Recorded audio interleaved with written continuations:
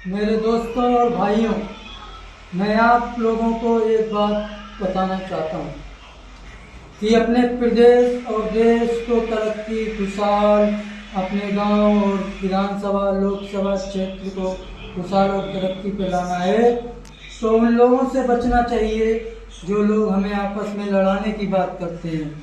चाहे जातियों में बांटने की बात करें, चाहे धर्म में बांटने की बात करें, उससे अपना देश कमजोर होगा। आपसे वोट लेने कोई भी प्रत्याशी आए, उसका बैकग्राउंड देखें। कोई रेपिस्ट, कोई माफिया तो नहीं है जो आप जिसको वोट दे रहे हैं। अगर ऐसे लोगों को आप वोट करेंगे तो हमारा देश, प्रदेश, गांव, लोकसभा, विधानसभा कैसे खुशहाल और तरक्की करेगी?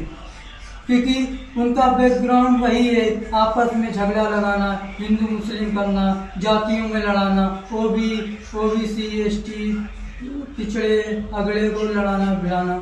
इन लोगों से बचना चाहिए, क्योंकि अगर इन लोगों से बचेंगे तो हमारा देश, प्रदेश, गांव सभी खुशहाल और तरक्की होगी।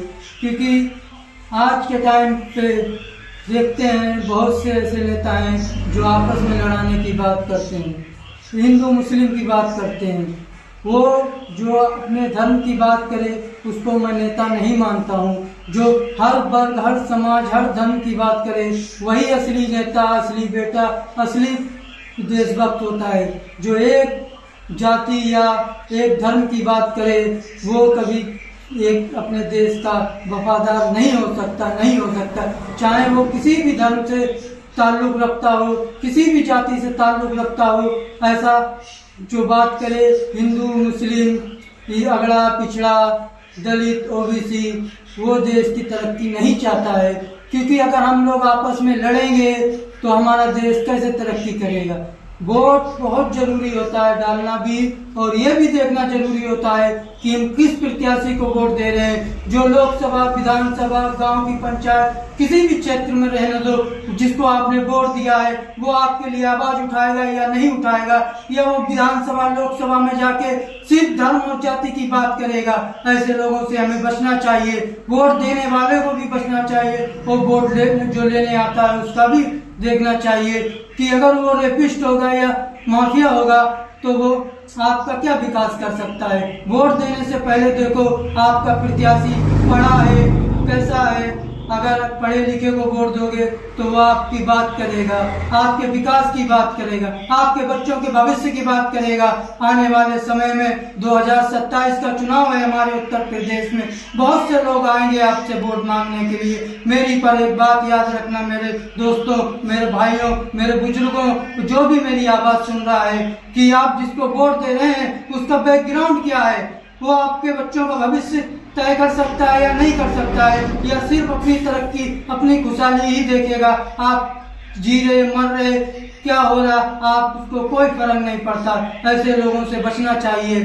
आपकी माताओं बहनों को रेपिस्ट, जो लोग रेप किए हैं, उन लोग को अगर आपने वोट दिया वो आगे भी रेप करेगा, इसकी क्या गारंटी है कि नहीं करेगा? फिर ऐसे लोगों से बचना चाहिए। रेपिस्ट, ये माफिया, इन लोगों से बहुत दूर रहना चाहिए हम लोगों को।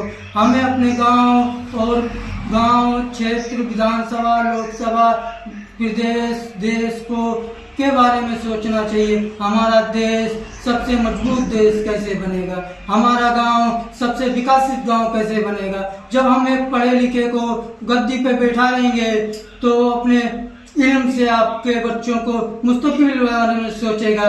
अगर वो पढ़ा लिखा रहेगा तो आपके बच्चों को भी इल्म की सीख देगा। अगर वो अनपढ़ रहेगा तो आपकी क्या बात करेगा?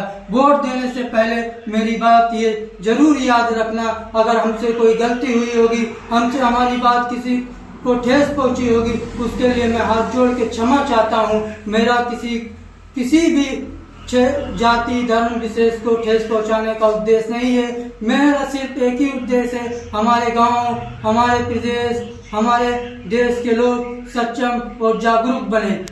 क्योंकि बहुत से लोग वोट दे देते हैं अपनी जाति का प्रत्याशी देख, अपने धर्म का प्रत्याशी देख के। ऐसे लोगों को सोचना चाहिए कि जाति, धर्म ये हमारे देश में विशेष नहीं है।